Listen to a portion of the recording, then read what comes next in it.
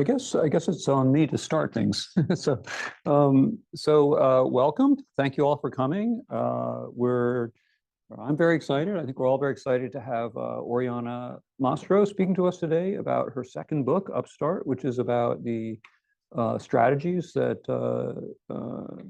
China's government has used to rise. Oriana is known to many of you. She's a center fellow here at Friedman Spoel Institute.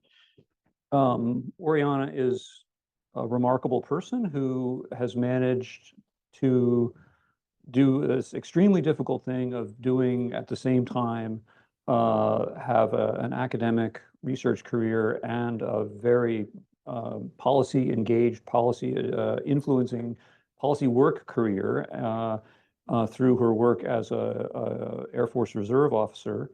I'll just note that from brief time I spent in the Pentagon a couple of years ago, I don't know if Oriana knows this, but she has something in OSD policy which is like this close to being a fan club. They are very, very excited when Oriana comes through and want to be there to hear her speak. And Oriana said she just finished a course in, did you say combined arms warfighting? Combined joint warfighting. So you're totally prepared for the seminar. So why don't you take it away? Thank you. And thank you for that introduction. It's so exciting to see so many people here. I like to believe part of that, is additions to my fan club, but I think probably most likely it's given the topic that we're going to talk about, the rise of China. Very hot topic these days. And I'm very thrilled to share my most recent book with you. So before I get started, I just want to point out that for a lot of my research, I look at really difficult questions. And when I say difficult, I don't mean maybe intellectually difficult, but difficult from a political scientist perspective. A lot of times I enter into some sort of debate, and a lot of my political science colleagues will be like, that's hard to research. And there's no data on that. And we're in the middle of a global pandemic. So you can't go to China. So how are you going to do a research project on China? But given also a lot of the polls that I get from the policy community and trying to impact the debates on policy, I've always chosen to research the tough questions, to have potentially imperfect answers to really important questions versus perfect answers to boring questions. So that's what you're going to see today is my imperfect answer, I think, to a very important question. Now, we're at a university, so that means we might have some younger people in the room. Sometimes I forget that some people don't remember the year 2000 as well as I do. So I like to just point out where we are in terms of the development of China. In the year 2000, a lot of people were debating what country was going to be the next global superpower. Was it going to be India? Was it going to be Brazil? What about the European Union? China was just one of many. It had already this extraordinary economic rise, but it was still far behind the United States. So in the year 2000, you have a Chinese economy that is smaller than France's.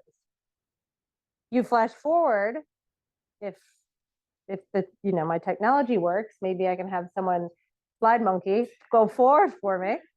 We go to the year 2023. There we go. 2022, and China has the second largest economy in the world. It wasn't just this economic power. There's a lot of countries that have economic power, but China, and I lay this out in the book, a part of the domestic debate, made a strategic decision that they were then going to use that economic power to build other forms of power. So one of those is the area where I spend a lot of my time and energy, military power. Chinese defense spending went up 740%, and they started investing a lot in their military. And one of the case studies in the book, and I won't talk about it in great detail, but I just want to point it out since I'm talking about defense spending, is how extraordinary it is how long China delayed before they did this. You compare it to any other rising power, like in terms of a percentage of GDP, most other countries, the Germanys, the Japans of the world, started building up their militaries at a much lower portion of GDP to the established hegemon. China purposely waited. So they did delay this military modernization effort. So when I was a junior here at Stanford, I was an undergraduate here in this program on international security, slide. The Chinese were really far behind militarily.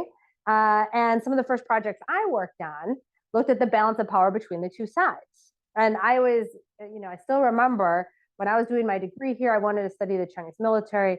My parents were like, how are you going to make a career out of doing that? Right?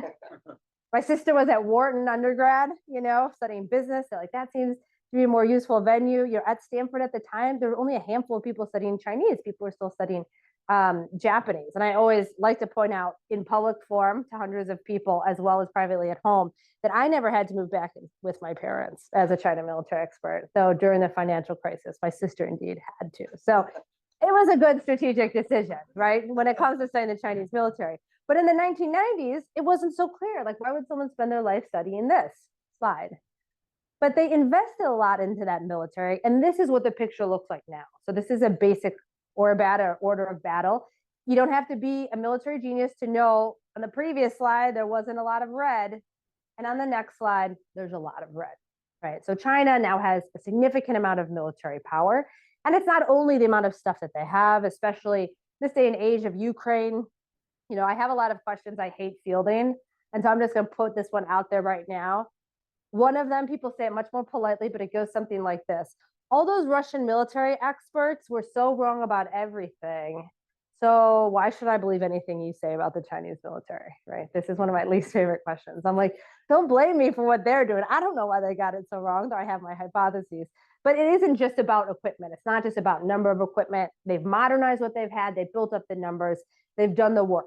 They've reorganized. They do realistic exercises. Information gets to Xi Jinping about the military. This is a completely different situation than what happens in Russia.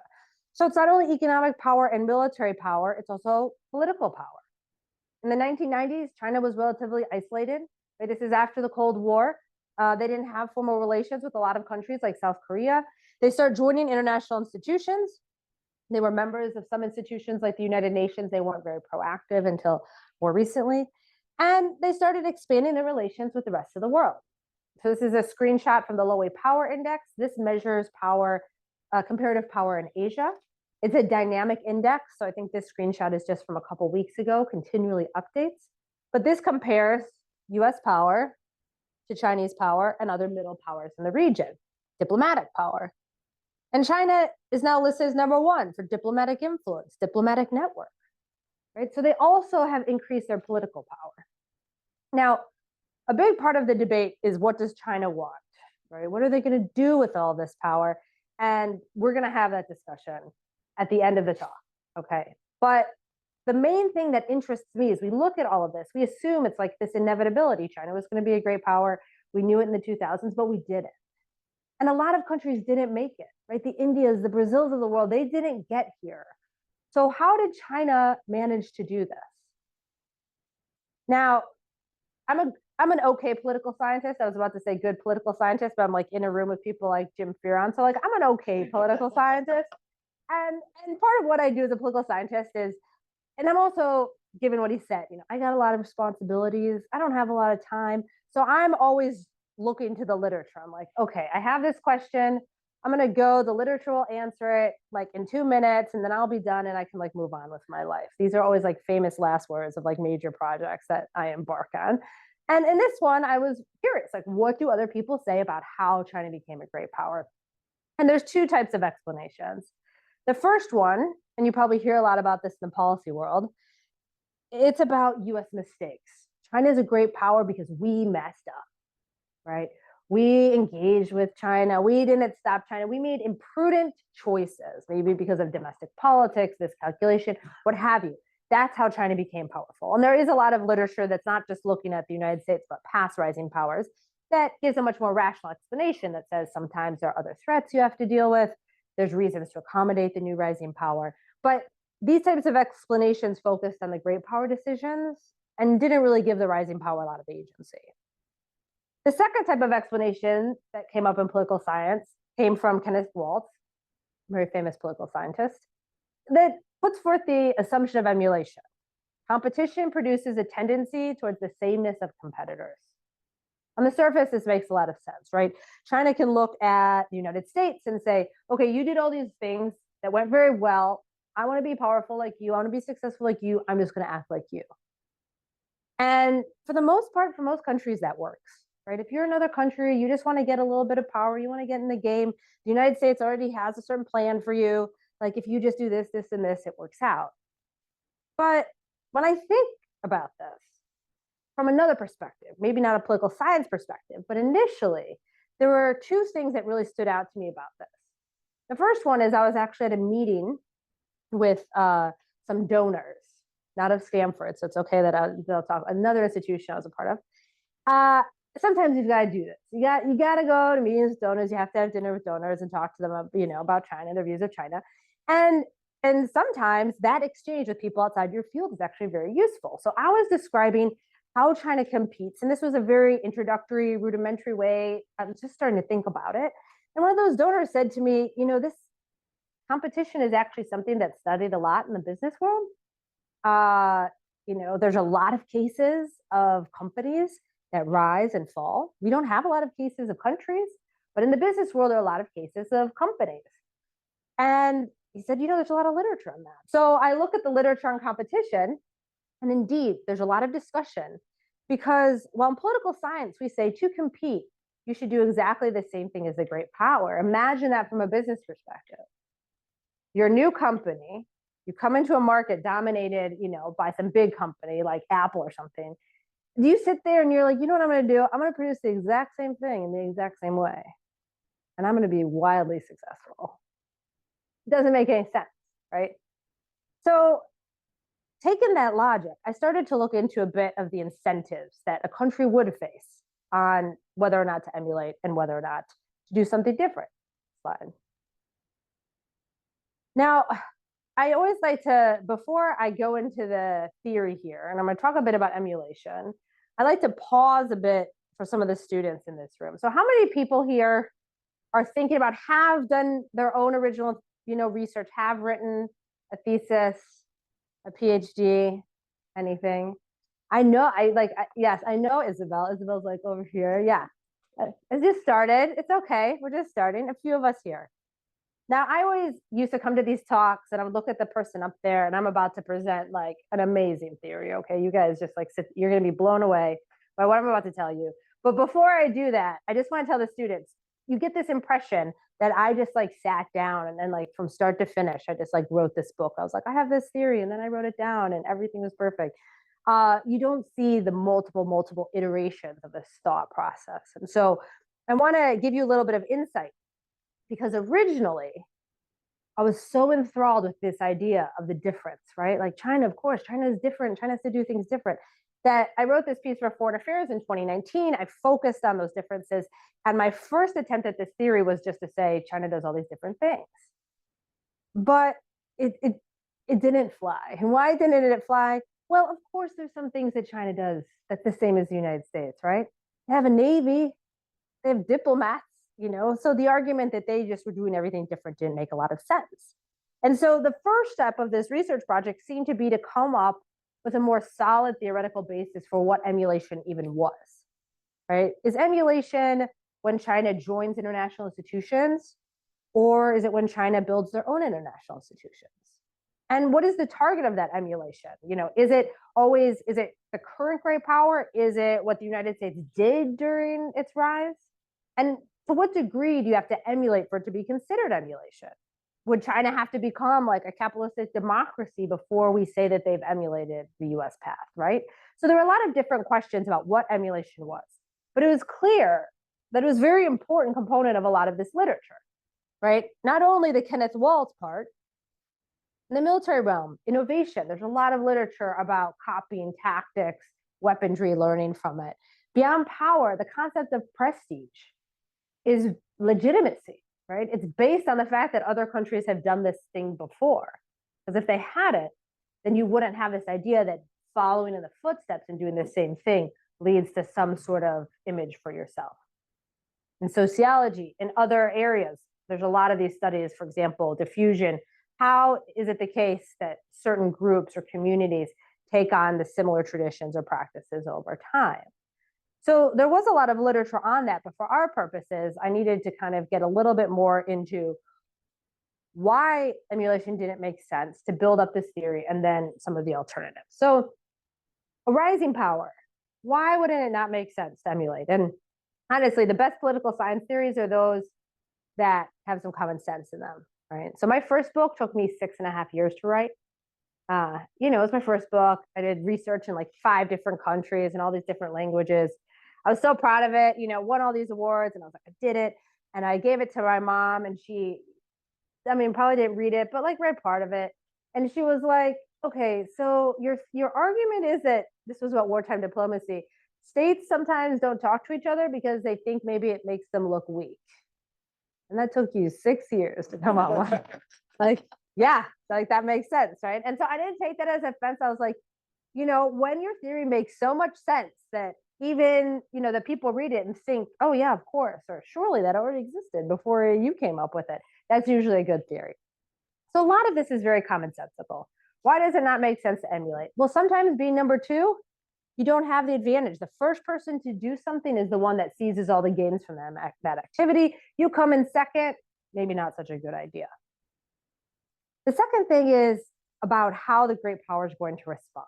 In some cases, if you emulate the great power, it's very clear what you're trying to do, right? It's very clear that you're competing.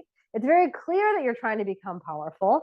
And so there's a concern. And the Chinese sort of record and literature on this is very, very extensive. Concerns that at some point throughout the 90s, 2000s, that the United States was going to consider China a threat and respond in ways that undermine China's rise. Right? That's a lot of the interpretation of what's happening right now. Post-Trump administration, post-pivot, that the United States is trying to do this. Now, I don't agree with that assessment, but that's how it's viewed. So the concern here is, if John Mearsheimer had been right, China's like all great powers. And in the 1990s, China sought a military alliance with Mexico and started putting Chinese troops along the US border. I'm pretty sure we would have been talking about the China threat 30 years ago, right? Not today. Instead, when you do things that are different, there's a lot of research in behavioral economics that says if someone does something different than you, it takes longer for you to recognize it and you underestimate its impact. So when BRI was first announced, the Belt and Road Initiative in China, everyone said, oh, yes, yes. When there are military bases along the Belt and Road Initiative, then we will know it's a strategic challenge. And it's like, what? That doesn't make any sense. Why would they do that? That's not the challenge there, right? It's an economic challenge. So it's also about resource expenditure. So by definition, if you're a rising power, you need to be more effective and more efficient in what you do because you're trying to catch up.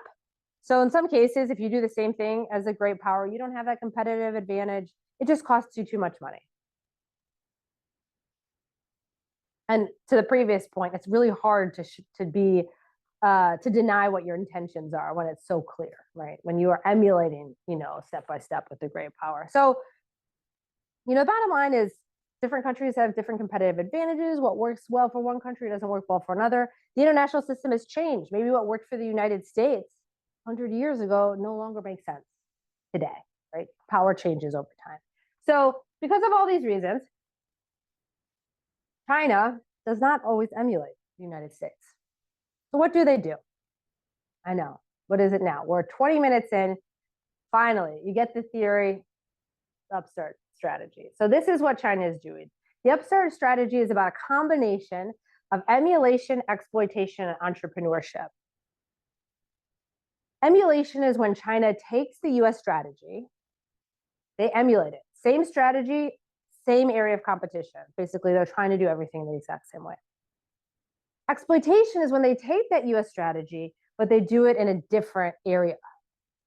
What a lot of people in the more business world, they term kind of blind spots, strategic blind spots, for whatever reason, maybe because of a blind spot, maybe because of a rational decision. The United States is not competing there.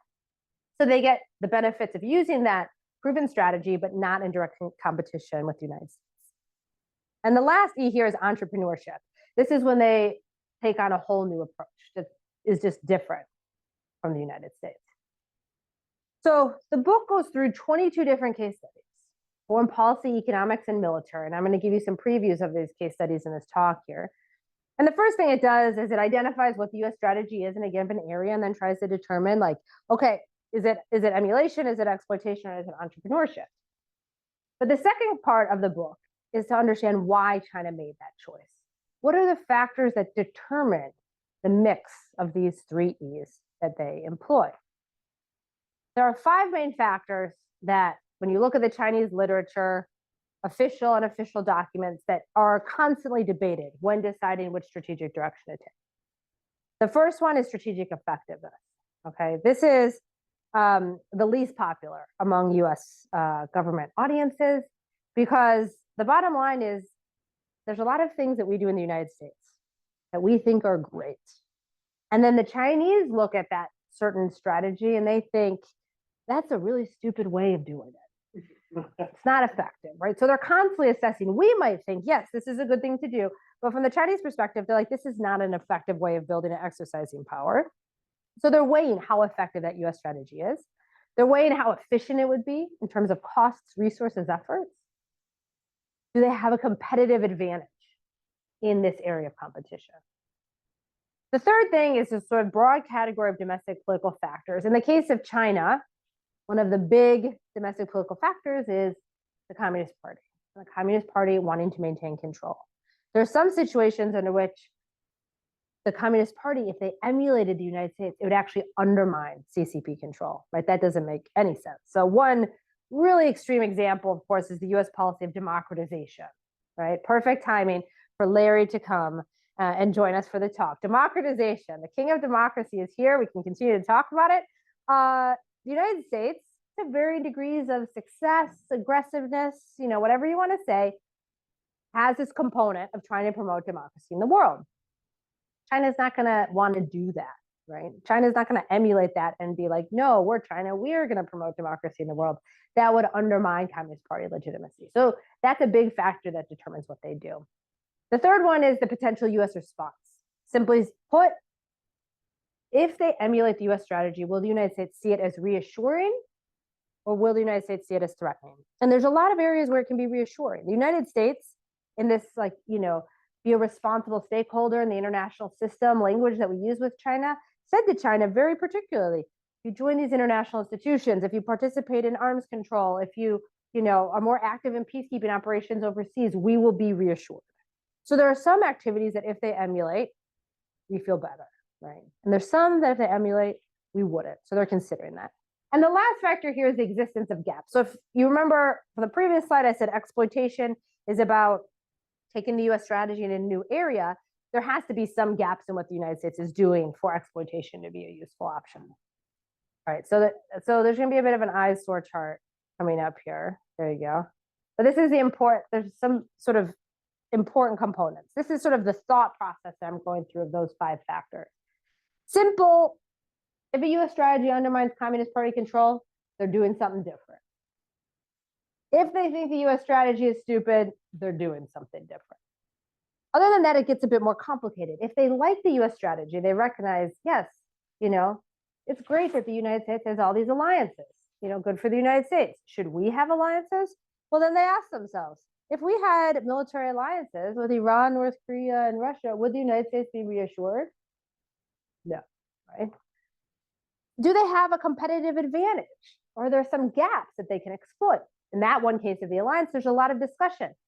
Alliances are great, but the United States got all the good allies, right? So does it really make sense for us to try to exploit that gap and become allies with these other countries that aren't allies of the United States? That, and then US allies don't like us as much anymore. What's the cost benefit analysis there? So they're asking, do they have that competitive advantage? Are there gaps to exploit? And what is the United States going to say or do about it? So before I get into the cases, let me just talk about a few alternatives that are also discussed in this book. The first is, you might say, okay, yes, this all makes sense, but the United States, this is all reference to the United States. The United States is the reference country for strategy, whether it's emulation, whether it's exploitation, whether it's entrepreneurship, it's in relationship to US strategy. You might say, okay, yeah, but China, is emulating other countries that aren't the United States. Or maybe, you say that this is entrepreneurship, it's actually not entrepreneurial at all, other states are doing it. So in the book, I really try to trace how the thought process is very connected to analyzing the United States. And in some instances, for example, when you talk about industrial policy, that is considered entrepreneurship, because even though other Asian countries have had industrial policies, the debates within China are about competition with the United States, right? And so in reference to the United States, it has a laissez-faire approach to the economy. You don't have a state-directed industrial policy, then it's entrepreneurial. But there's sort of an assessment of that. Now, again, if I was, I'm an okay political scientist. If I was a great political scientist, what I would also be looking at is parsimony, all right? That just means that the best theories are the simplest theories. So you might go back to this slide and you're like, the one I showed you, you're like, oh man, Oriana, like, ooh, there's a lot of stuff going on in that slide. I'm always trying to capture how the real world actually is, which, again, can make things complicated. You might say, I don't need all of that. Capabilities determines everything. If they can emulate, they will. If they can't, they won't. End of story, right? That would have been, a much easier theory to present to you. So that could be an alternative explanation. And some of these are important. Let me just point out, these are important not just for theoretical reasons, for debates in the field. These are important for policy reasons, because one of the big things in the book is the recommendations and thoughts about where China's strategy is going in the future. And in many cases, the logic behind what China does is a good framework for understanding where it's going in the future. Capabilities in some areas, when they're evaluating competitive advantages, if the number one reason China does not emulate the United States is they're not yet strong enough to do so, then we can expect as they get stronger, they will change. But if the reasons are some others that I laid out, like that strategy is stupid, then as they get more powerful, they're still probably not going to change their approach, right? So I think these differences in the alternative arguments are important, not just for theory, but also for policy. You might want to discuss, and we can, ideational factors, strategic culture. Like, is this just a Chinese thing? So someone asked me, I gave a talk yesterday, and they're like, what about Sun Tzu? And I was like, oh, I feel like as a China specialist, there's a few like no-nos, okay? I can't have a dragon on the cover of my book. I can't get a Chinese character tattoo. And I can't talk about like Sun Tzu being the determining factor of everything China does, right? And I actually remember the first class I took on Chinese politics here at Stanford was with Alice Miller. And actually, lovely, lovely woman. Years later, we met when I was a professor, and she said to me, of all my students, I didn't think it was going to be you that, which is true. I was a mess as an undergrad. But I remember writing my first paper on like explaining everything on China. And it was like, well, it's basically all Confucianism and Sun Tzu, like mystery solved, like let's move on. But yes, there's some aspects of that, win without fighting type of thing. But the argument I'm making here is not unique to China. I would actually venture to say, I didn't have time to do other case studies in the book, but just on the surface, what is one of the most entrepreneurial countries that we know?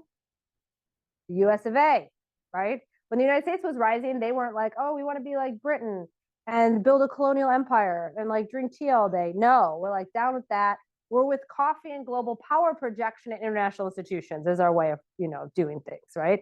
So the United States was very different in its rise. And I would sort of posit, though I can't, I haven't spent the time proving it, that successful rising powers probably have this entrepreneurial approach. So an alternative is, no, Oriana, this is just like a special China thing, right? And that's what's important. And the last one is also with parsimony. It says, basically asymmetric. China is just always going to be trying to put its strengths towards US weaknesses. And there's definitely some components to which they do that, especially in the military realm.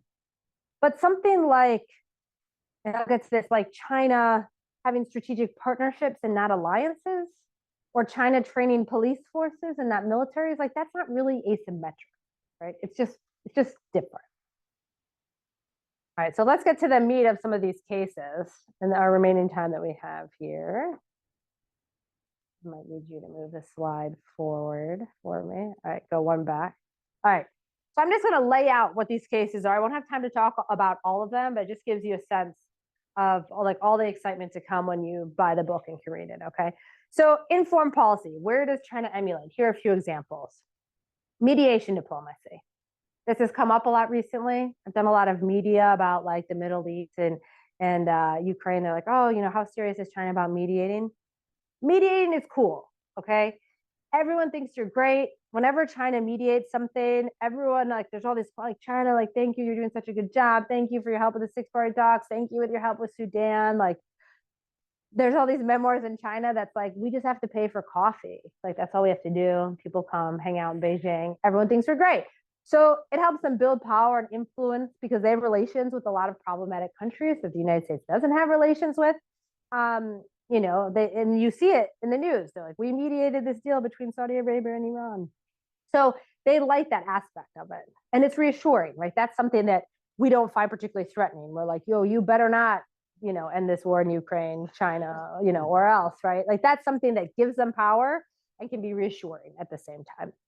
Also participation in international institutions. So there's a few original data sets in this book. One of them looks at senior leadership and management positions in international institutions and a very deliberate effort, right, to try to gain control, agenda setting in institutions, right? The United States, we recognize this is a form of power, and so do they. The last one is soft power, and this gives me an opportunity to tell you before, people say, but Oriana, do you say, is China just great at everything? Okay, and do we just suck at everything? There are cases in which China doesn't get the decision right, and they emulate when they shouldn't. And in foreign policy, one of those is soft power. Man, China is obsessed with soft power. Like they're like, we're gonna have it. And then they had these Confucius institutes, and they tried to sort of promote Chinese culture. There were some years that like the World Cup, like 80% of sponsors were Chinese. Like they put in more, movies to movie festivals to like win prizes than everyone else. It's not going well. Okay. It's not even just that the image of China and like, oh, do I believe Xi Jinping is like a credible leader? It's also the cultural stuff. 80% of Americans, and this was a study from a couple years ago, couldn't name a Chinese brand. I'm sure people could name a Chinese brand today, but I don't know if the fact that we all know the names, Huawei or TikTok, like, increases Chinese soft power. So of those metrics, movie metrics, I mean, I'm constantly surprised with how bad Chinese movies are. I mean, I like to blame any decline in my own Chinese language skill from the mere fact that I can't sit and like watch through a lot of these movies. Even the most popular ones domestically, box office hits, they're like, oh, we got this great movie, it's about this battle and in Korea. Like, here, Singapore, you speak Chinese and you want to watch this movie, and it's like 10 people went to the movie theater. Movies are so like predictable, right? Every year, and like Christmas, Valentine's Day, Netflix makes the same movie just with different actors, and I love it every time. I feel like there's a formula the Chinese could follow, but they don't follow it, right? So any metric of soft power, and in the book, I list them all. They don't succeed. Now, there's sort of one caveat. Sometimes really top-down approaches work, like the Olympics, like we are the Communist Party and we shall make this thing happen. But for the most part, soft power comes from civil society, and China doesn't have a civil society. So it doesn't work out well for them. All right, exploitation, arms sales, and diplomatic outreach. All right, so people freak out about Chinese arms sales, right? Oh, there's Chinese companies and they're selling arms, and what about Ukraine and all of this? I just like to point out, and these are, no judgment on America. I'm all for, selling arms to the rest of the world. But if you look at where China is on their arms sales, it's a very small percentage. Like there was one year of the Trump administration where he offered more arms sales than like China had done in like 10 years. So they're not competing directly in this area. So what are they doing? Well, they are selling arms to countries that can't buy it from the United States. Why can't you buy arms from the United States? One, you're bad, right? You are on an embargo list because you do bad things. You can't buy arms from the United States. Two, you're poor and not strategically relevant to the United States. So we're not going to give them to you, and you don't have money to buy them. So like the Bangladeshis of the world, like you get Chinese, weapons. That's how it works. And then three, there's certain types of technologies that the United States were in treaties we weren't going to sell. One of these led to the United States for many years not selling unmanned aerial, systems. China gained market share there. So this is definitely an area in which they're exploiting those gaps within the system. Now, another exploitation is diplomatic outreach. US leaders and Chinese leaders visit overseas countries about the same number every year, same number of overseas visits. But where they go, very different. Okay? So where do US presidents go? Any guesses? Europe, particular countries in Europe? UK and Germany. Like how many times does the US president have to go to UK and Germany? Apparently a lot of freaking times. Over and over and over again. No US president has ever been to Central Asia. has ever been to many countries in South Asia. President Obama visited the most countries that any president had visited in Africa. And it was still a third of the countries that Xi Jinping has visited. Xi Jinping has visited 70% of the poorest countries in Africa, places where no US president has ever gone, right? So this is definitely an area where the Chinese are saying, okay, yes, it makes sense. Those high-level visits, summits, works, but let's do it also, does it make sense for China to make 50 visits to the UK every year? Are they gonna win over the Brits to our side? I mean, maybe the French, but are they gonna win the Brits over? No, right? So they focus on the countries that it would have the most impact. In terms of entrepreneurial approaches, there's 3 cases here. One I've sort of alluded to, strategic partnerships instead of alliances. The second one I find very interesting. And I think it really highlights why it's so important to get out of this mirror imaging mentality. I don't like to say that we either like underestimate or overestimate the Chinese challenge. I like to say that we often mischaracterize it. And that's because if you Googled, and I did when I first started this project, again, remember, I was like very lazy. I was like, oh, hopefully all the answers are right here and I don't have to dedicate years of my life to writing this book. I just Googled foreign military exercises. You want to know who China conducts exercises with? Easy. Data sets up the wazoo. But similar to what I was saying about arms sales, the 7th Fleet. So this is just the US Navy that's assigned to Asia. Some years conducts more exercises than like the PLA has done the whole military years and years and years. This is not an area. They are not training foreign militaries as a key component of building power. What are they doing? I always like to say, and I especially have to say because I have some of my great research assistants here, and I just promise, I never say that I created this data set, let me be clear. I always say I have this great data set that many research assistants spend a lot of time creating, pulling from Chinese sources, everything from like local, police gazettes, the police forces that China has trained around the world. The majority of this world's police forces have been trained by the Chinese, right? And that's something you kind of miss if you're just assuming mirror imaging. So they're not trying to be the external security partner of choice the way the United States is, right? We will arm your military, we'll train your military, but they are saying we will provide you AI surveillance equipment, we will train, your law enforcement. This isn't just a democracy autocracy thing. The majority of countries that buy Chinese AI surveillance equipment are democracies, right? So this is a broader issue. The last thing they do differently in this area is observing regime neutrality. Now, again, Larry is here, so I have to be careful of how I say this. I'm not saying that China, the rise of China has no impact on democracy around the world.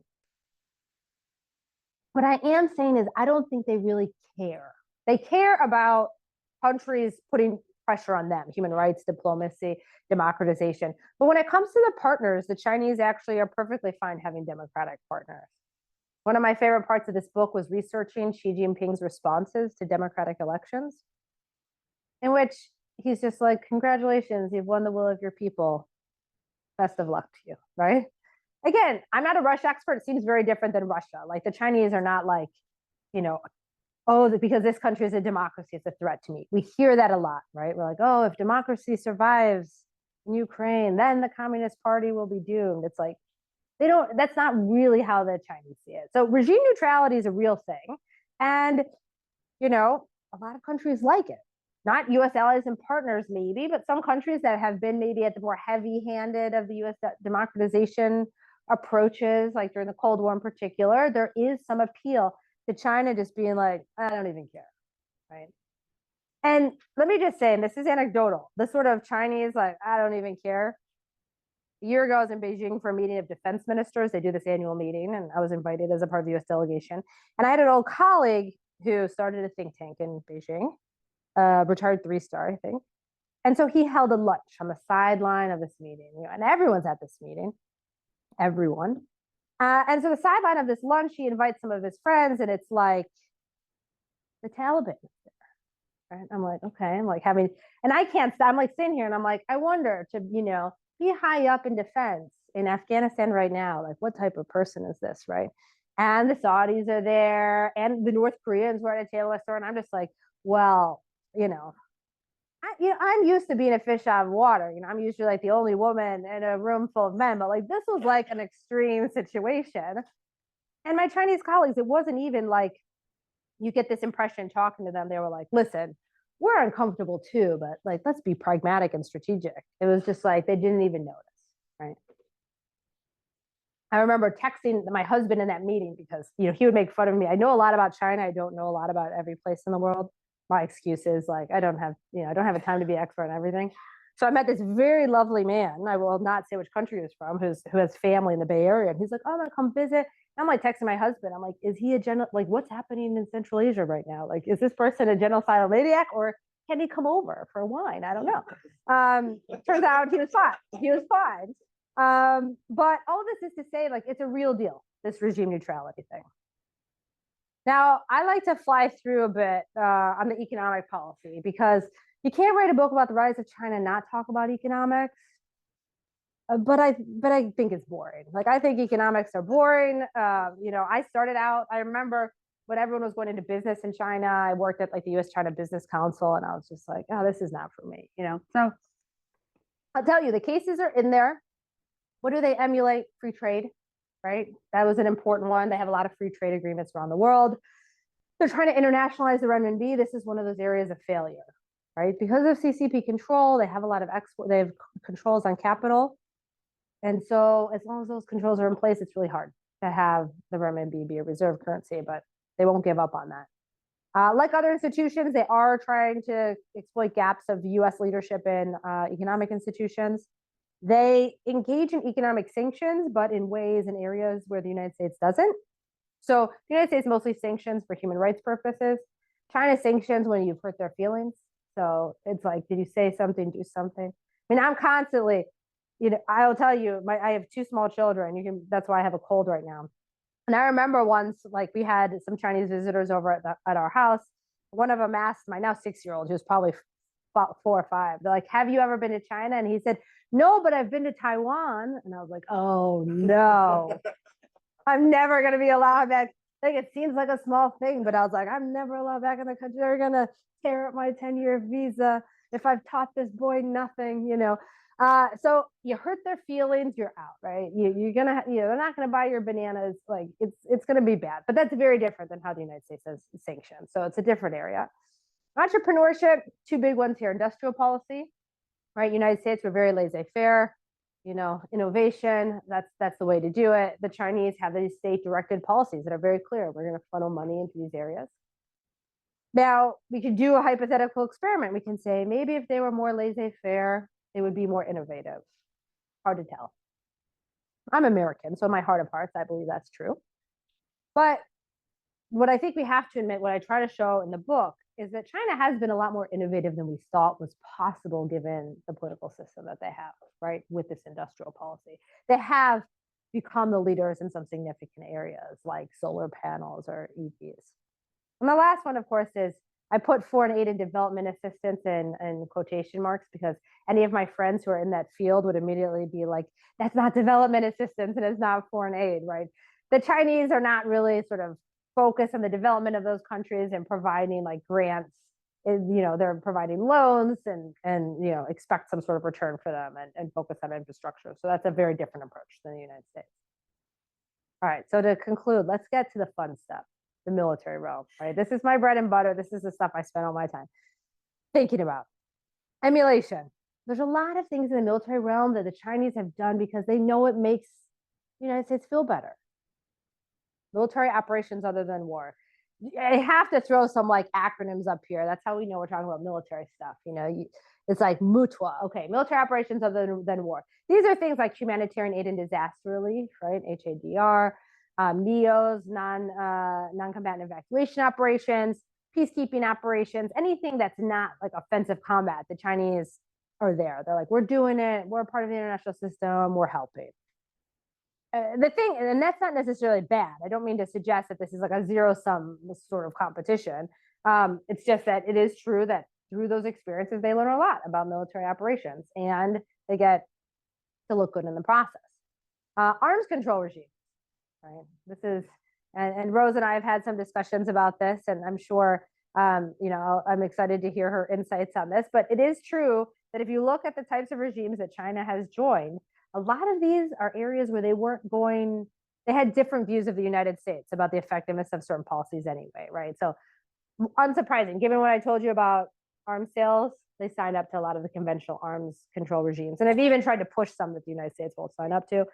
They signed up to, 15 out of the 18 they've signed have to do with nuclear weapons, and I'll get to how their approach to nuclear weapons is very different.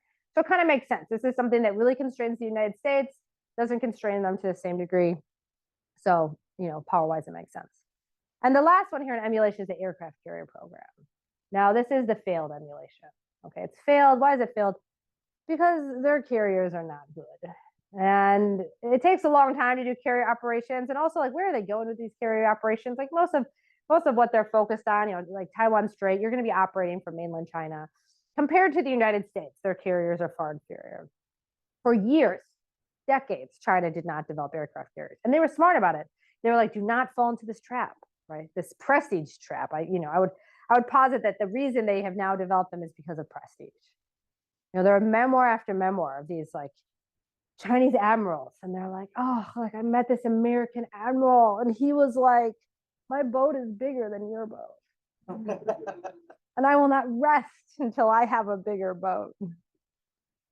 That's not a word for word translation, but almost, okay? And so there are some areas that because of other preferences, they went a different direction than my theory would predict. Now, that is not a generous view of the aircraft carrier program. A more generous explanation would be, okay, Oriana, yes, they're kind of useless in anything involving the United States. We look at those carriers and we're just like, cool, that's a big target I can definitely hit. But Vietnam doesn't feel that way, right? The Philippines doesn't feel that way. So those carriers are not for you, right? Those carriers are for other regional actors, right? So there are some cases, of course, in which other considerations take China into a different direction. A2AD.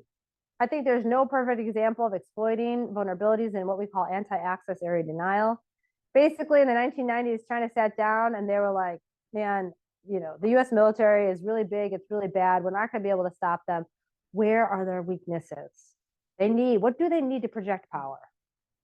So there was like a RAND study, did a simulation of air-to-air combat, US versus China. Of course, we have the greatest air force in the whole entire world, right? So in those simulations, the United States could shoot down 10 aircraft for every one they shot down. What does this mean? This is how it's very important to think about power. The Chinese didn't decide, we're going to train better, we're going to get better pilots, and we're going to get better aircraft, like to a degree. Yes. But what was their answer? Their answer was, if we can't shoot them down in the air, let's make sure they can't take off. It's a lot easier to put a hole in a runway than it is to do air-to-air combat. And so that was the Chinese plan. And they have the most advanced cruise and ballistic missile program in the world. And we have one runway, like one airbase in the vicinity of Taiwan, where China has 39. And so their response is like, we'll just be able to hit that runway. So that's kind of the asymmetry of A2AD. But it was very deliberate. What does China need? What does the United States need to project power? Space, bases, hit those, instead of trying to go head to head with the United States. Now, in entrepreneurship, I'm going to skip ahead and talk about my two favorite cases. And they're my favorite cases because it makes many people very upset. So let's talk about these two first. Nuclear strategy.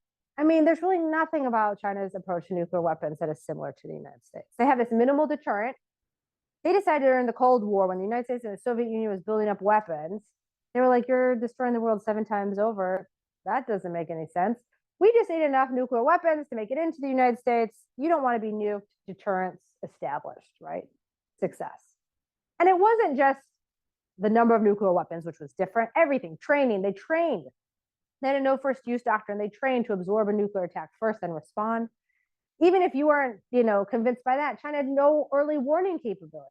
So if you're thinking, oh, maybe China's saying all that, maybe they're pretending to train, but the second they see incoming missiles, they'll shoot first. Well, guess what? They can't see them. That's the first thing we did in the United States, right? When we got nuclear weapons, we're like, get that stuff in space. I need to see what's coming towards me, right? So it was very credible. And we can have a discussion about sort of the next 30 years and why I think, I'm a minority opinion of, I'm not worried about the Chinese nuclear buildup at all. And on top of it, the worst thing that we can do in the United States is to build more nuclear weapons. Like, this debate is just the silliest debate. And I will tell you, not only because I think China, you look at their force structure, right? Most of it's land-based. Ours is a mixture of, air, sea, and land. They don't have tactical nuclear weapons. It's very credible that they don't believe nuclear weapons have a war-fighting purpose. If China really wanted to mess with us, they don't need more nuclear weapons. Yes, maybe the difference between 320 and 1,000 seems like a lot. But China has never, even when they were conventionally inferior to the United States, said, if you intervene to defend Taiwan, we're going to nuke you. I mean, a change in nuclear doctrine, I think, would be enough, and we don't see that. All right. So their nuclear strategy has been very different. Until the 2000s, the United States spent more on its nuclear enterprise than China spent on its whole military. So when people come to me and they're like, oh, but then Russia and China and you combine their nuclear weapons and then they'll have more nuclear weapons, I'm like, that's like a lot of money we don't have. And I don't think the Chinese see any difference between the United States having 5,800 nuclear weapons or us having 7,000 nuclear weapons. Right? And, I won't dwell on this because I am a proud member of the Intel community, but let's just say that the estimates and projections of where China's nuclear arsenals were going have not always been accurate. That's just a factual statement, not a political one. All right. The last case I want to talk about is overseas interests. All right. China has a lot of overseas interests. How does the U.S. protect overseas interests? Military bases and foreign military intervention.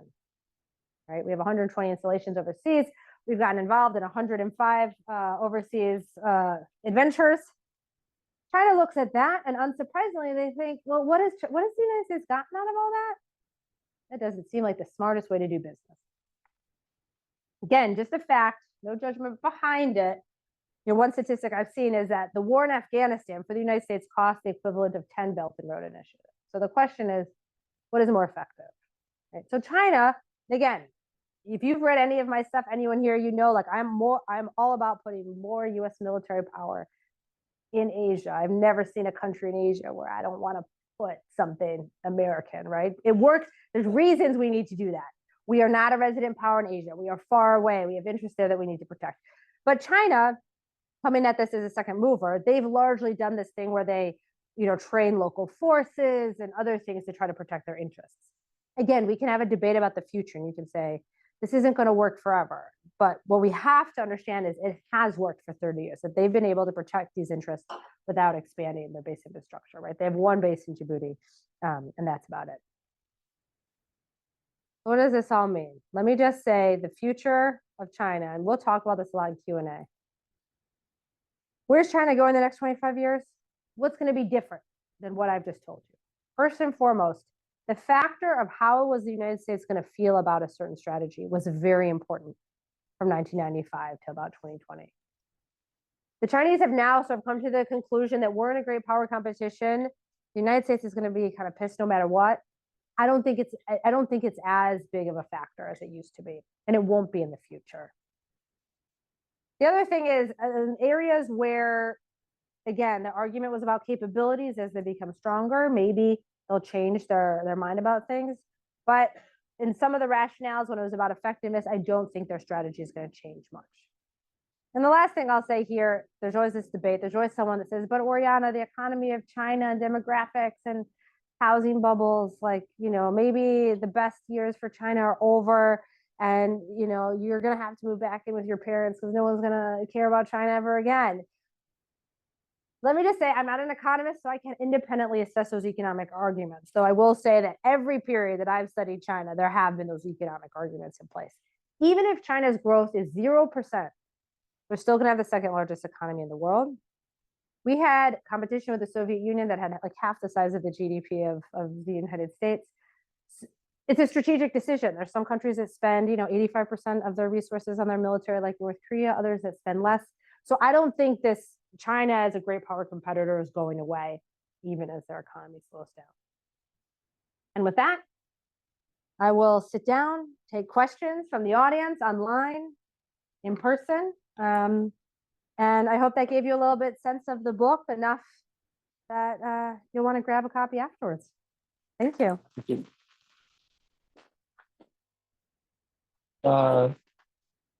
Great, thank you very much. So I want to flag something that I was intending to say at the start, which is that after this, there's a reception and you are all invited. And I think there are books at the reception. Is that correct? Yeah. Yeah. So please join us. I will start things off with a question and then raise your hands and I'll start taking a list. So at some point early in your talk, you mentioned the question of what does China want, or what does the PRC want? But it didn't really come back to that. Yeah. And it struck me that if we want to assess kind of strategic choices of a rising power, don't we kind of need to evaluate that? Don't we need to say, like, well, what is it that they're trying to achieve? And and one of your nice points at the outset, that it's not just like all imitation and emulation. You could choose different approaches. That really opens the door to, like, yeah, different approaches to different ends. And I'm thinking of, for example, Japan and Germany after the end of the Cold War, let's say. If they did not emulate, they did not go on big arming campaigns, right? They're like, we're that's not our thing. We do the economic thing. In principle, China could have done that and not done the very large military buildup. Why did they want to do that? Why not emulate Japan and Germany? Say, the realist expectation, or capital R realist expectation at the end of the Cold War, was that, well, of course, Japan and Germany will, or at least one of the expectations was, that's what great powers do. To some extent, are you kind of assuming that, like, well, China's goals, what they want is to be a great power, and that, so, well, you need a big military for that. But I don't know, is there a tension there with this idea? Yeah, I don't know. I guess it's all a question, like, what do you think the PRC wants? Yeah, so let me just say, I kind of answer that question, but in a very general way in the book, because in other places I do write very specifically about strategies, as you know, like about South China Sea or Taiwan. There are some contours of what China wants that are clear. If you look at Chinese behavior, capabilities, and discourse, they all point in one direction. But what I think is important to keep in mind, and what I argue here, it's not like China had a specific strategy. Like, this is very flexible, and it moved with assessments of what was effective, what wasn't effective, how the nature of the international system was changing, such that if you had asked Chinese strategists 30 years ago what exactly China would be doing in the world today, it probably wouldn't have been this. And so the argument I make is, what does China want? They want power. And why do they want power? To give them the strategic space so that as for what? So that as they evolve and they decide what they want over time, they can get it, right? So we know now that there are a few things they've decided they want. And territorial integrity from the Chinese perspective is one of those things, control of the South China Sea, East China Sea. Taiwan, they decided that, a couple of, I would say South China Sea, that strategy began in 2009. The Taiwan armament, began in the 1990s, but has evolved over time of what that strategy was going to look like. So you can look at the specifics and say, okay, then how do they then take all these different types of power, like the institutional power and the military power and mediation, all this stuff, to try to get to certain end goals. But I don't think it's the case that all those goals have already been set and are in place and they're pursuing them. So they like to have, like, the term in Chinese is that strategic space to decide when the time comes. Now, I mean, I don't mean to be a snob about Germany and Japan, but I would just say, like, they're not great powers, right? And I think they deciding we're just going to be economic powers, like, part of that decision was, and we are okay not being a great power. Now, we can have a discussion about why it was so important for China to be a great power. Maybe there's some cultural aspects to that, but I think largely they, if you have the option, you have the resources to potentially have the option to not be, constrained by other countries, that's what you want. And so that's why I didn't sort of go into that, because in some cases, as you point out, the why they chose the military side, they can't achieve certain goals that they have without the military, right? Like Taiwan, for example. But I'm sure there are other areas that 20 years from now, they will decide there's certain things that they want that they don't know that they want today. And that's why it's just better to be in an overall position. to be able to pursue those goals when they come up. Okay, very good. Floor is open. Yes, could you say your name first, because I don't know.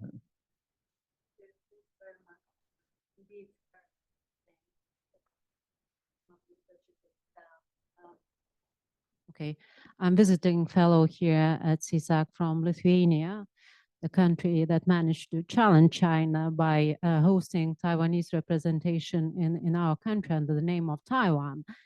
So we try to learn a bit about China we didn't know, and we are learning quite fast what it is. But my question is a more general one. Do you think that how the war in Ukraine is changing calculation of China's strategy? Does it change? Is it changing? And if it is changing, how Russia plays in this whole picture? Because you mentioned that China is a bit different than Russia. For Chinese, for Chinese government, for Chinese regime, it doesn't matter if the country is democracy or not. But for Russia, it does. So what is the place of Russia in the calculus of the Chinese strategy? And does it think about it? Is it changing because of what's happening in Ukraine, in Europe in general? Because I think that this is a bit of a reflection of the general global power balance change. And maybe China is getting more emboldened because of what's happening in Russia, in Ukraine. Right. So I get that question a lot. Let me just say, you know, when it comes to something like Taiwan, when you say more emboldened, people usually like to draw the parallels between like Ukraine and Taiwan. I like to say like the Chinese are going as fast as they can, like with this Taiwan thing. It's not like they're like, oh, I don't know, like let's hang out for a bit. Now this Ukraine thing happened. Now I really want to take Taiwan. I mean, they have their own calculations, their own plans, you know, for what they will or will not do in a Taiwan contingency. Ukraine, it seems to me, impacted more the calculations and actions of other countries around China than China itself. I mean, even the Russian failure there, when you look and the Chinese look at the three sort of things that they understand that led to the Russian failure initially, it's like poor command and control, logistics, and then lack of certain munitions. And the Chinese would say, okay, we have tons of munitions. Command and control and logistics, they recognize as weaknesses of their own, but they recognize that in 2013, and that's where all these efforts of reorganizations come from. So they wanted to make sure to have those things solid before they would do anything vis-a-vis Taiwan.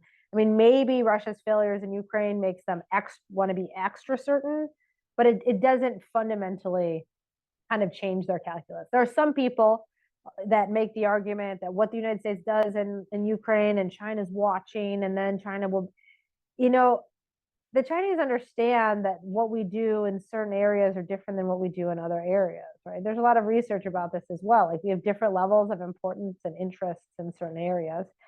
Now, we sanctioned Russia, and that was great, but I would just point out it failed to deter them from doing it to begin with, and the level of sanctions have not convinced the Russians to stop fighting. So when people say to me, and this is a separate discussion, like, oh, if China took Taiwan by force, like there might be some costs. Yeah, the question is, are those costs high enough to fundamentally change that calculus? And a lot of countries that have sanctioned Russia, when I talk to their leaders and I say, okay, if China, you know, took Taiwan quickly in 3 weeks, there's, you know, the government of Taiwan capitulates, there's no ongoing fighting, are you going to stop trading with China? They're like, no, like absolutely not. So maybe countries would react that way, but that's not the message they're giving. And so the Chinese are working on a different assumption. So the calculations, I think, for Ukraine are really important for Taiwan, that then, you know, they start increasing defense spending and conscription. I mean, I was so surprised with how surprised people were about Ukraine. I mean, I remember there was a New York Times headline that was like, pragmatic Putin invades Ukraine. And you're like, well, you know, what are you talking about? Like, this is like how the world works. Like, if people always ask me, like, why does China care about Taiwan and can't they just let it go? You're like, no, they can't. And countries use force all the time for territorial reasons. So it made sense to me. Now, on the like Russia role, I'm, you know, halfway through writing my next book about China-Russia military relations. Let me just say that mean, there's a lot of interesting components like to that relationship, but one of the things to just keep in mind that's different. Great powers, we compare Russia and China to like United States and Japan, for example. The way that great powers align with more junior partners is very different, even historically, than how they align with one another. I mean, great powers just don't let other countries have bases in their countries or put their forces under the control of another country. For the most part, what a great power wants is like neutrality, which is great. Like, don't attack me while I'm going to do this other thing, or help building up their own independent ability to do stuff, right? So it's not like we look at China and Russia and we're like, oh, they're not really close because they're not interoperable. They're not going to be fighting wars together. But really what they want is China is like, Russia, they just did this exercise, submarine exercise. Russia still is more advanced than China in undersea warfare, right?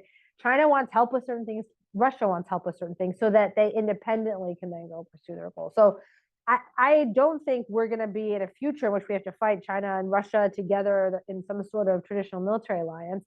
But that doesn't mean it's not going to be a huge problem. It's going to make it so much harder as they get closer for the United States to deter China. And then if war breaks out, to compel China to stop fighting, because especially in a protracted war, they're going to have the strategic rear of Russia providing them constant support.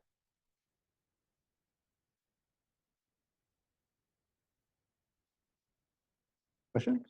Yes. Hi, I'm Yu Tiejun, a teacher from School of International Studies of Peking University. I'm now a visiting fellow at APARC. So 20 years ago, I was here when Oriana was still a junior student at that time. So and now is a star. Thank you very much, and congratulations on the second book on China. I think it's it's fabulous contribution, but doing China studies usually is very difficult. You need to collect all those kind of data. We don't know whether it's reliable or not, even for Chinese ourselves. But you have did that. So my question actually is also related to Jam's question.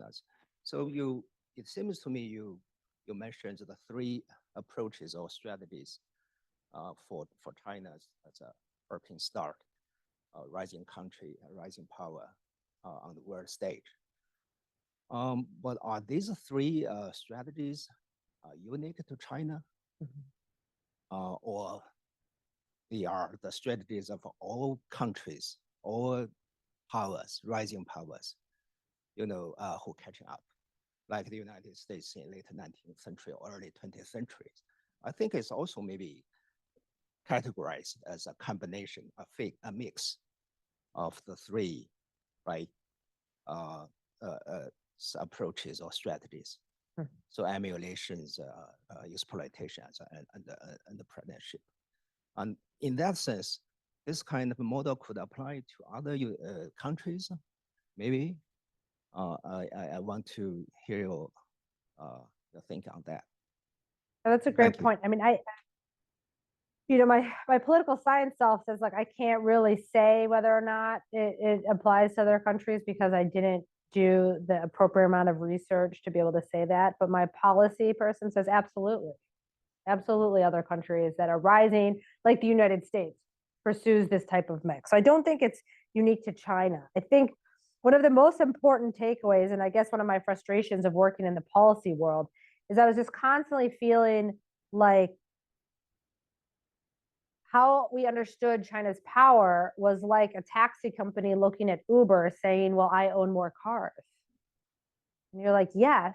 And I've seen some of my colleagues do this, like, we have more overseas bases, so we're more powerful. And you're like, but does that make us more powerful? And is that how the Chinese think about it? So I really wanted to push people in the United States to think outside of the box on understanding what China would and would not do. And, I'll be curious to hear your thoughts on this later at dinner. But one of the things I find is that my Chinese colleagues love the entrepreneurial part of this book, because they've been trying to tell Americans for years, like, we're not going to build 5,000 nuclear weapons, or we're not going to build these overseas bases, right? And so they're like, Oriana, you got it. You got that part right. Like, you guys assume we're going to do all these things we're not going to do. So like the good news story from the Chinese perspective is like, I'm with you on that. Like, you are different. I'm not worried about those things. I guess like the thing that's more annoying to my Chinese colleagues is like, I'm like, yes, but then there's all this other stuff that maybe is not so great either. So it's a bit of a balance between those two things. But I think you're right. This isn't really unique to China. What might be unique is kind of the specifics of the entrepreneurial strategy, for example, like that caters to a country's competitive advantages, their domestic liabilities. When China says, I'm going to do something completely different, what exactly they do is going to be a result of many things that might be uniquely Chinese, right? If the United States said, okay, that doesn't work for me, I'm going to do something different, we might come up with a different strategy. I have Harold and then an online question. And by the way, I want to invite the online audience to, if you have questions, write them into the Q&A part. Harold, go ahead. Sure. Thanks. Harold Trinkunas, Deputy Director here at CSAC. I have sort of two related questions. And let me start with the sort of narrower question. Lots of times I hear things like, oh, China is being really strategic through the Belt and Road Initiative and all its investments and infrastructure construction in Latin America and Africa. Like this is part of the great power competition strategy. On the other hand, I see a country that's very good at building infrastructure, that has large policy banks to finance it, that's run out of opportunities at home that are as profitable as you might find overseas. And maybe this is just a story about boring economics, right? You know, you go to a place that needs infrastructure and where you might make a bigger profit. So how much of this is deliberate and how much of this is just, you know, normal economic activity that has some sort of logical sense? And related to that, lots of times in Washington, and you can tell that I've worked on Latin America policy, talked in circles before, it's like, well, we should have our own Belt and Road Initiative for Latin America or Africa or whatever it is. And you know, try to explain to people, the US system doesn't work that way. We don't have those kind of large policy banks. We outsourced all this to the World Bank and the regional development banks and, you know, Bechtel and GE to build infrastructure. So what do you tell people in US policy circles when they say, oh, we should be emulating China's exploitation or entrepreneurial tactics? Is that the right approach for the US to respond to China in this competitive environment? Thank you. I think on the deliberate side, you know, in each of the cases, I go through some of the deliberations and discussions on this, you know, case to case. But I think overarching takeaway is the Chinese are pretty obsessed with measuring and understanding power, and then have been very deliberate about being like, we want more of it, right? And then how are we going to get more of it? So the overall grand strategy, I think it's very clear that that's been deliberate. Now, when you go case to case, there's some discussions in the, you know, the case studies about, you know, why is this a good idea from an overall sort of great power competition perspective? But you know, there are other drivers to it as well. The question then is like, why did they choose that over something else? And if it were the case, let's just say they were making money, but it was hurting their power base for some reason, like would they have continued to do it? So I still think that was a part of the consideration. Now, I love your second question because this is like, you know, I don't know, pet peeve like number 10 for me. When we started doing the infrastructure stuff, you know, I was living in Washington, D.C. at the time. And I was like, why does anyone think we're good at building roads? Because I was like going through like potholes like every 5 minutes. I'm like, this is not what we're good at. So I didn't get to it in the talk, but there's a lot of recommendations I have for the United States. And the first one is, we shouldn't always be trying to emulate what China is doing. I mean, sometimes it doesn't make any sense. Like, we're not going to be competitive. We don't want to compete with them and like helping autocracies control their populations. Like, that's not what we're about. When we don't want to compete with them, like if the China strategy is effective, but we don't want to compete, then I think we think more of a blunting approach, right? Like make it less effective, less costly for the Chinese. In other areas, where, you know, we might have some advantages, I think we should encourage the Chinese to emulate us more, right? Because all those failed cases I laid out is when the Chinese kind of emulated us when they shouldn't have, when we had competitive advantages. And to your point, if there are areas where, you know, there's a gap, like, you know, development or something, my question is then like, you know, what is the US competitive advantage in that area? If it's not infrastructure, what should we be doing? Because my primary concern about US emulating China is this idea that comes from the business literature called position straddling. Okay, so this is when those companies, the big company I was talking about, when they're faced with an upstart that is, you know, exploiting blind spots and being entrepreneurial, sometimes what they do is they continue to do exactly everything that they've always done. And then they just try to add on what this upstart does. Okay. So the example I give, it's like when to compete with Southwest, all of a sudden United Airlines stopped giving you food and charging you for your bags. And you're like, well, that's not great. You're not as great of a budget airline as Southwest. And now I don't have all the things I liked from you to begin with. And there's a lot of studies in the business world about how this leads to the downfall of big companies. And so sometimes I worry that that's what the United States is doing, right? We're like, let's just do everything we do the exact same way, but then we'll like add in some of the Chinese stuff. So I think we need to be more strategic about what we compete in, because it's not that China is more strategic than the United States, or let me be clear, that autocracies are better than this than democracies. But what China is better at than the United States is recognizing their own weaknesses and trying not to compete where they're weak. In the United States, we just are like, we will compete everywhere type of thing. We're less strategic and not as good at understanding. And I think that's just the nature of an underdog. I don't know if that's China in particular. I think it's just easier as the underdog to think with that type of mentality. So that's an overall assessment. They're better at this, but you give a whole bunch of things where, like, your soft power example is like goes against that, right? So how do you make this overall assessment? Do you add up like how they are across all these dimensions that you looked at? So I think that overall assessment just comes from the fact that in the majority of cases when they decided not to emulate, there was a recognition that the United States had an advantage in some area, right? And so they were like, and that's the majority of cases in the book. There's a few of emulation, and like I said, there are 3 failures, but all the rest of those 22 cases, they were like, okay, we have this weakness, and they were honest about that weakness. Like, I don't know how much in the United States we were like, we're really bad at this thing, so we shouldn't do it. So even the PLA, their assessments of their vulnerabilities, this is one very big difference with Russia. People are always like, well, surely the PLA just tells Xi Jinping that they're doing a great job. It's like, well, no, actually. They spend all their time and effort saying, where are we weak? Where are we vulnerable? Where do we need to improve? And so because you have that aspect of the debate, it's not only just like the case itself and trying to have certain metrics of success of certain strategies, but also that discussion about like, what are our strengths, what are our weaknesses vis-a-vis the United States, and let's avoid competing where we're, where we don't have those advantages. That makes me think they're relatively good at that. I don't hear a lot of that discussion in the United States. If anything, even with our senior leaders, we have this concept of strategic risk. Like, a commander has to decide, like, what are they going to do and what they're not going to do. And every time I ask senior leaders, like, okay, like, so where's the risk? Like, what are we not going to do? They're like, we're doing everything, So we just don't do it quite as well. And so I guess you very politely are kind of asking, like, if I had some sort of rigorous political science metric for which I like measured to make that statement. And I do not. Just the intuition from the cases. I want to go to one a question that came through the computer.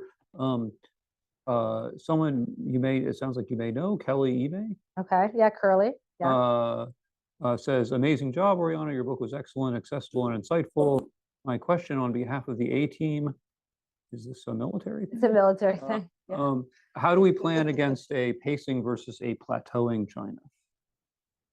Okay, so pacing being I guess one that's going to keep going, right? And plateauing is sort of more that peaking China argument.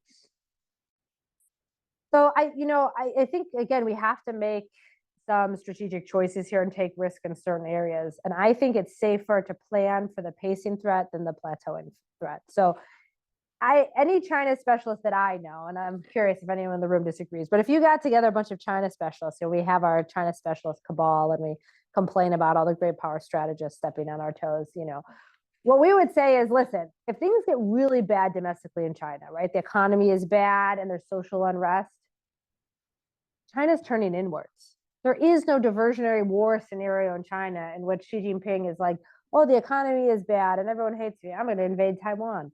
Like, that's not how they prepare for things. That's not how they train for things. That's not how they think about things. And so in my mind, the plateauing China is this idea that some, strategists who don't have that deep experience with China would say, well, there's a closing window of opportunity and this makes more sense. I mean, all of that is true, but people like me, my job is not really so much like, what would the United States do in this scenario, but how does China view this? And I've just never seen any indication, one, that the Chinese think they're plateauing. So even if they are, they're not going to act like they are because they don't think that's the case. The Chinese think they're not going to surpass the United States, but they're going to be in a separate category of great power, separate from the rest of the world for forever. And then if things got really bad, I think they present less of a threat to the United States. And so because of that, if we have to take strategic risk, and sometimes you can't, do forced modernization and posturing for every possible future scenario, I choose the scenario in which China continues to be sort of strong in the future, and we plan against that versus the plateauing. Good. I saw some hands back there. Yes, way in the back, relatively in the back. Hi there. Rose. Rose Gadamuller. Yes. Really glad to see your analysis. I know you worked hard on it, and what a tour de force on this presentation. It's great. And I was really glad to hear you say that you're not worried about the Chinese nuclear modernization at all. Yeah. And that is a very unusual point of view in Washington. So I'd like to ask you how you deal with this tsunami of deep worry about the two-peer problem. And I guess my way of asking it in another way gets back to Jim's point. What does China want with its nuclear modernization? To me, why China is building up is very clear. Okay, they have this minimal deterrent. They want to make sure that the United States is not encouraged to use nuclear weapons in any sort of contingency. I think with the advancement of certain, missile defense capabilities, coupled with more aggressive discussions in the United States that say things like, I didn't talk about it a lot in this talk, but we're having some issues in the conventional space competing with China. Some people say, well, we have more nuclear weapons, so that's good. We have, a superiority in nuclear weapons, so let's rely more on that to compete with China. So I think China got paranoid and was like, having 320 is not enough to convince the United States not to mess with us in this area. Okay, so that's why I think is really driving the buildup. Now, and I've written elsewhere to try to sort of lay out this logic. I don't think it's a Xi Jinping decision, for example. Like every service in the Chinese military that's modernized follow this pattern of which the quantitative buildup is the last step. So if I had to venture a guess, if it followed the pattern of every other service in which you modernize first, you change the organization, then you build up, this decision of a nuclear buildup happened before even Xi Jinping. I mean, I remember being in China talking to them about when they were going to build up pre-Xi Jinping, and it was like that was a final step. So just understanding that kind of development, and it doesn't mean arms control doesn't have a role here.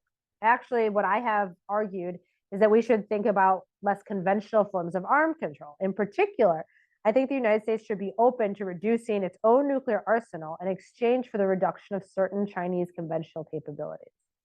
Now, I say this, and I've said it in a room filled with like 3-star generals, okay? And you get like, that is like an insane statement to make, okay? But then I asked directly, sir, ma'am, would you give up 500 US nuclear weapons if the DF-21D didn't exist, right? So that's the missile that can sink the aircraft carriers. And they're like, oh yeah, absolutely. I'm like, so then it's not so insane, right? So we have to think about, I think, the conventional strategic, that cross-domain question. Now, let me just be clear, as unlike you, like I'm not a Russia expert. So when people come to me and they're like, listen, the United States needs more nuclear weapons because like Russia is crazy, I'm going to leave that to you guys to debate. But what I can say is that from the Chinese perspective, that's not the case. Now, if I'm wrong, all right, because you always have to keep that in mind. Let's just say I'm completely wrong, and Xi Jinping has decided, I want parity with the United States. I want, 5,800 nuclear weapons, and we have some scientists in the room, so they can do the math better. We're talking about a couple decades, like, 50, 60 years before that would happen. So like I'm dead, so I don't care. But, other people, you might worry about it. China then has parity with the United States. If he's doing that for prestige reasons, if he's all of a sudden like, I don't care about anything else, I want more weapons because that's what cool countries do, then like nuclear weapons is the least of our problems. Like China is a extremely dangerous country, has thrown away all their thought processes, cost benefit analysis in every possible area. We could see them, engaging in wars everywhere, building bases here. Like, yes, if that is what is happening, then we are really in trouble. But I think right now, all the indicators that I see still support the idea that they're maintaining their current nuclear strategy. So I'm not like kind of ready to completely freak out about that yet. Okay, I think we've got time for maybe 2, maybe 3 if we take them all at once. All right, I give shorter Can answers. you do that? Yeah. Let's take 2 in the room, and there's one more here, and you can choose like how you want to emphasize and everything. Okay, so I think, well, you have the mic. So and then then we'll go to Patrick. Go ahead. Thank you so much for the talk. My name is Ambarish. I'm a visiting scholar from India. Probably a oft-asked question as well, but what is the latest insights into China's Taiwan reunification plan, and what are some of the possible scenarios which would either delay or deter, deny that kind of a plan or program that they may have? Okay, and let's go next to Patrick. Patrick Hume, Stanton Nuclear Fellow here this year.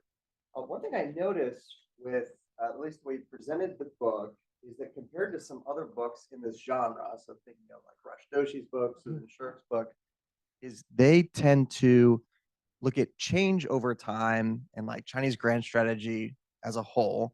And you've approached this differently. You've said instead of focusing so much on change over time, it's more in these different areas. They're using different strategies.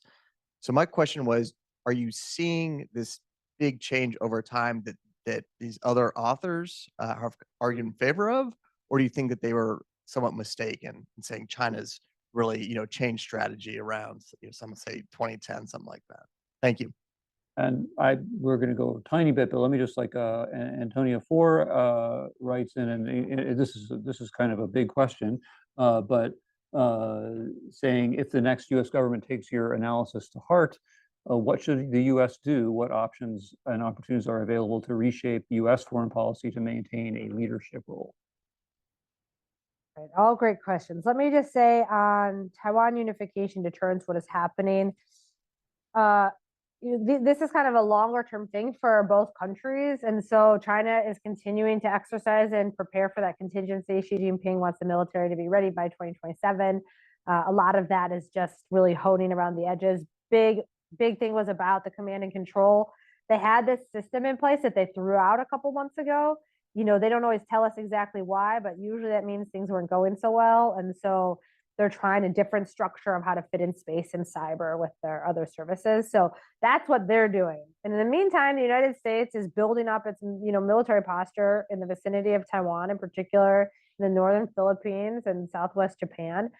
The thing that frustrates me about this Taiwan issue, is I think it's actually really easy to deter China from taking Taiwan.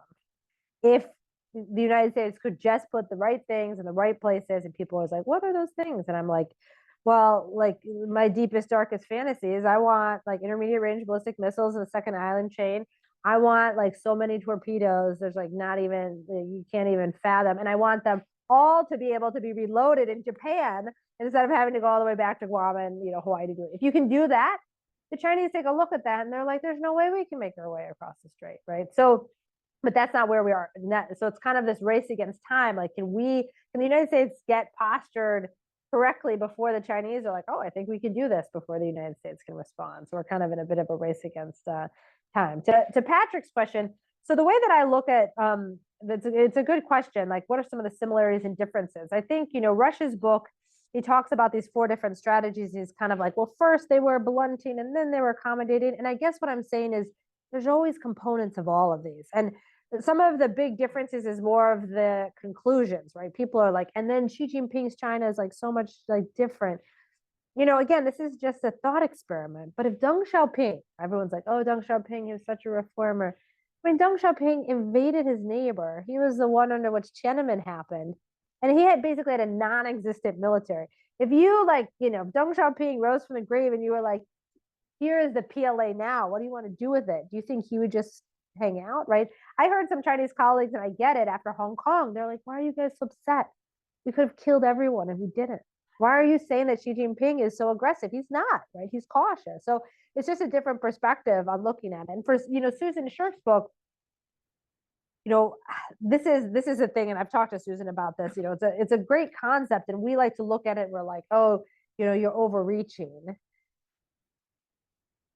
Can China achieve any of its goals without all of its goals without being aggressive. Like, tell me a scenario in which they get full control over Taiwan without being aggressive, right? So is it overreaching? I think it's too soon to tell. We like to look at Chinese strategy and be like, oh, that's not going to work. And everyone when we have one-on-one meetings with those countries, they say they like us more. So we must be doing a good job. But I don't think the data is in yet enough to say that Xi Jinping's approach has been detrimental to China's global power, because they were ready and they wanted to have more of a global role. Hu Jintao was too cautious, So a lot of people in China were excited about Xi Jinping, standing up on the world stage. What should the United States government do? I have a lot of opinions. There's a whole chapter at the end of the book. I'd like to say now with a point of pride that, so I was on one of these chats. No one knew I was on this Signal, only important people government chat. And this very senior military person was like, Oriana is so shrill about these things. And I was like, that is correct. And I will continue to be shrill about these things until we get our act together. But so in the book, there's a lot of opinions. I mean, I have so many different ideas about how to do things differently in regards to Asia, not only force posture stuff, but reconceptualizing alliances. I think exclusive economic zones should be part of our alliance commitments. I think we should have coordinated responses, training and exercises to the degree that we have for military attack, for economic attacks and other forms of attack. China's not going to be occupying Australia anytime soon. So what is the value of that alliance? Moving forward in the South China Sea, how to sort of push back and what types of operations we should be doing there. So I think the biggest thing, and what I hope for the U.S. government, is that whoever is the next president continues to focus on the fact that the nature of the challenge of China is just of a different scope than the other challenges we face, right? We cannot get distracted by what's happening with Ukraine, what's happening in the Middle East. That isn't to say we shouldn't support our friends and allies there. I'm all for the current amount of support we lend to Ukraine. As long as it doesn't detract from what we need to do in Asia. So, the future leader, they need to really focus and be bold in leadership, because the bottom line is people are afraid. They're afraid of provoking China. And I'm here to tell you, if you constrain China's choices, China will be mad. That doesn't necessarily mean it's more dangerous. Sometimes you deter China and imposes caution on them, or in a safer spot. So it can't be that we just, want to make sure that, no one's upset in the end. People are going to be upset. This is a very sensitive issue, and we have to be open-minded to new ideas. I can't tell you, and Jim, you worked at the Pentagon, how many times you get the well, that's just not how we've done things before. I mean, my level of patience for that's not how we've done things before. I always come back with is this policy or is it illegal?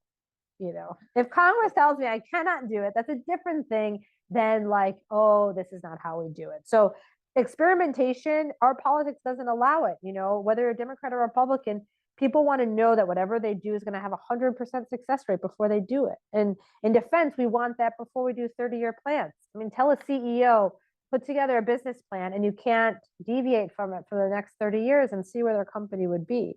We just have to have a more open mindset to experimenting in our leadership. But more specific recommendations are in the last chapter. Right. Of the book. That's a great way to end up. Thanks very much. Thank you.